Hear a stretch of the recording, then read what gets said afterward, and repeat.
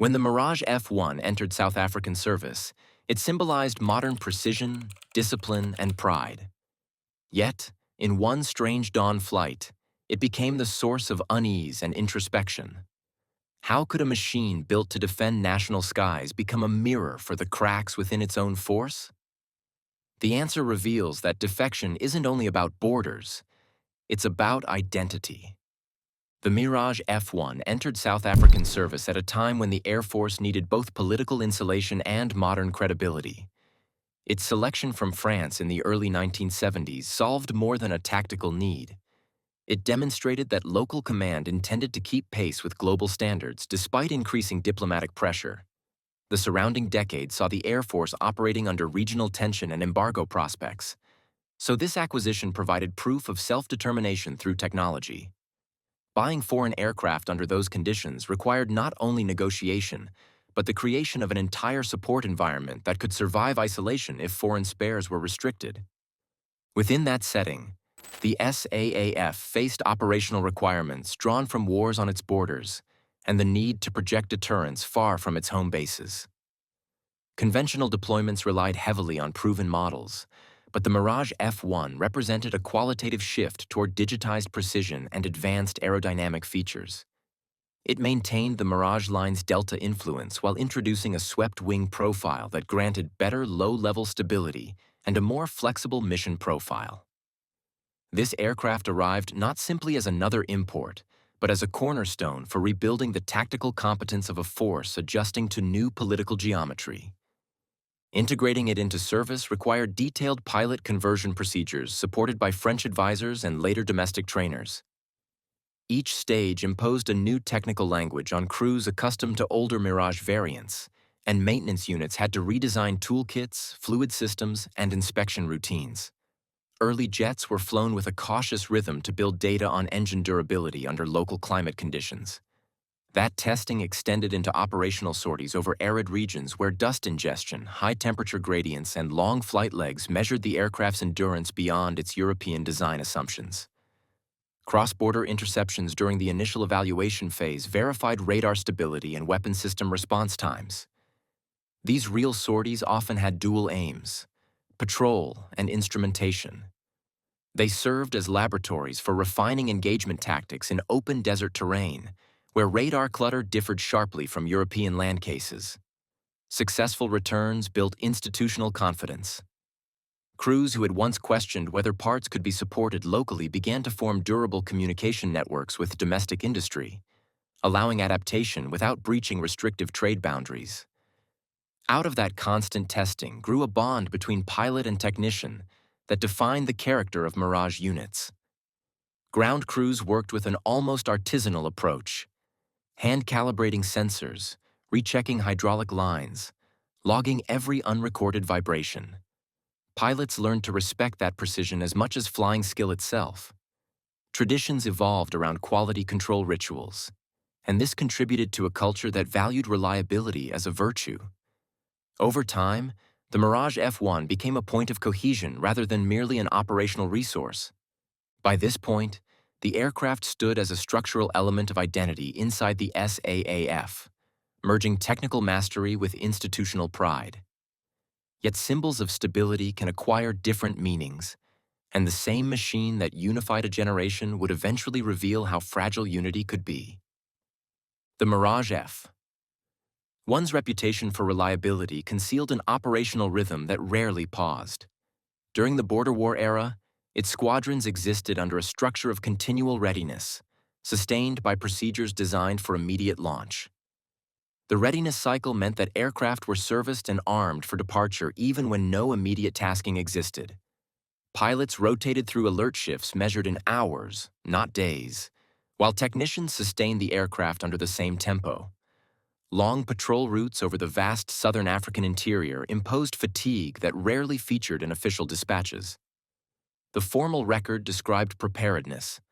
The lived experience was endurance within a machine built for urgency. The border war never offered a single front line. It fragmented attention across distances exceeding the aircraft's nominal combat radius, requiring aerial refueling coordination and complex recovery logistics. Every takeoff represented both a training repetition and a live contingency. That dual quality of mission planning reflected an institutional habit. Keep weapons armed, but outcomes indefinite. Forward bases, often converted from civil strips, became nodes in this pattern, temporary but constantly occupied. Inside these installations, pilots moved from rest quarters to flight line in minutes, sustaining both defensive patrols and offensive interdictions. The compression of those roles created a psychological tension that doctrine could not entirely neutralize. The Air Force's doctrine asked crews to maintain proficiency in air-to-air engagements while also mastering precision strikes. Switching mental focus between those tasks within a single week generated the operational equivalent of whiplash. Each demanded distinct situational awareness, different rules of engagement, and separate calibration of instinct. Doctrine valued flexibility. Individuals had to internalize contradiction. This contributed to a subtle erosion of certainty about when the force was in defense or attack, an ambiguity carried into the language of daily briefings. Conditions at the forward bases intensified the load. The spares pipeline could not always meet the needs of high-tempo maintenance. Cannibalizing parts from grounded aircraft became routine, and improvised repairs lengthened turnaround times. Ground crews worked through heat and wind-blown grit that complicated even basic engine inspections. Rotation schedules failed to compensate for the constant tasking, and many technicians accumulated months without returning home. Fatigue stabilized into habit. Within that environment, formal discipline remained precise, yet conversation grew sparse. Professional pride persuaded crews to push through exhaustion, though it also masked growing internal doubt about the sustainability of that pace. Morale, therefore, became an invisible but decisive metric. Commanders read it in tone rather than numbers. How crews greeted morning debriefs, how calmly a pilot adjusted the seat harness, how willingly technicians accepted unscheduled sorties. A single night mission could define mood for days. One recorded case described a late-stage radar fault before a sortie, corrected by an exhausted technician who resoldered a connector moments before takeoff. The aircraft launched on time, but the post-flight report noted silence in the hangar afterward. By this point, Mirage units had mastered stability amid strain. Yet stability and control are not identical, and even in a system designed for order, one pilot would inevitably test the boundary between duty and decision. At sunrise, a Mirage F1 departed from its airfield, following the exact launch checklist that governed every operational flight. Nothing in the pre-flight sequence hinted at deviation. Fuel balance noted, control surfaces verified, canopy sealed. Then, as the aircraft accelerated beyond rotation speed, its departure ceased to align with the pattern expected by ground control. Within minutes, monitoring stations realized the flight was not joining scheduled patrols, but leaving controlled airspace altogether. The event quickly became known as the dawn defection, not because of spectacle, but because of what it revealed in an institution built on strict predictability. The Air Force had constructed an entire professional identity around that predictability. Its aircraft launched at defined intervals, responded on fixed frequencies, and obeyed command hierarchy down to procedural language. The defection happened outside those boundaries. For that reason alone, it challenged more than order.